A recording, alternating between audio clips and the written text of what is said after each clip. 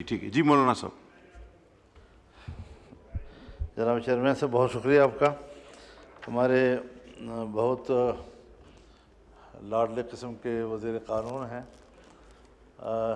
इतने नरम लब लहजे में मामले को ऐसा खल्त मबहस कर लेते हैं कि ऐवान को भी पता नहीं चलता कि अब हम किधर जा रहे हैं। दो चीज़ें हमें अलग अलग पेश करनी चाहिए, साफ़ सुथरे अंदाज में पेश करनी चाहिए। इनका ये फरमाना कि सदर साहब ने जब पहला एतराज़ भेजा तो उसको जॉइंट सेशन में होना चाहिए था, मुझे आपकी इस बात से कोई इख्तलाफ नहीं है। लेकिन जब स्पीकर साहब ने उनको एक आईनी शिक का हवाला देकर लिखा कि इस पर जॉइंट सेशन बुलाने की ज़रूरत नहीं और मैंने वो गलती सीधी कर ली है और आपको भेज रहा हूँ, उसके बाद न सदर ने ये कहा कि नहीं आपकी ये वजाहत काफ़ी नहीं है, नहीं सदर ने ये कहा कि नहीं जॉइंट सेशन बुलाओ। जब उसने कोई उस पर एतराज़ ही नहीं किया, उस पर कोई प्रेस ही नहीं किया, उसको दबाव ही नहीं डाला, तो बात यहाँ मुकम्मल हो गई है।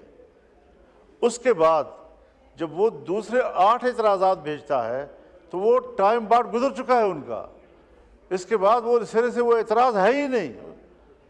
तो अलग अलग चीज़ों को लो खुदा के लिए खल्त मत न करो कि वो चीज़ और फिर वो चीज़ और फिर अगर इस तरह हो जाता और फिर अगर इस तरह हो जाता, ये शायद ये तरीक़े आपसे हमें ज़रा बेहतर आते हैं, लेकिन ऐसा करना नहीं है क्योंकि मुल्क को ठीक करना है, आइन को ठीक करना है। इस तरह खल्त मबहस न करें।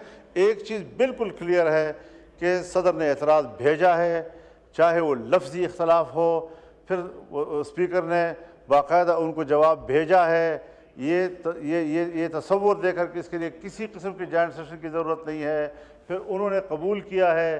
किसी किस्म का ये तासुर नहीं आया कि वो उसको नाकाफ़ी समझते हैं या उसको जॉइंट सेशन में पेश करने की ज़रूरत उनको महसूस करते हैं, लिहाजा वो मामला वहाँ मुकम्मल हो गया है।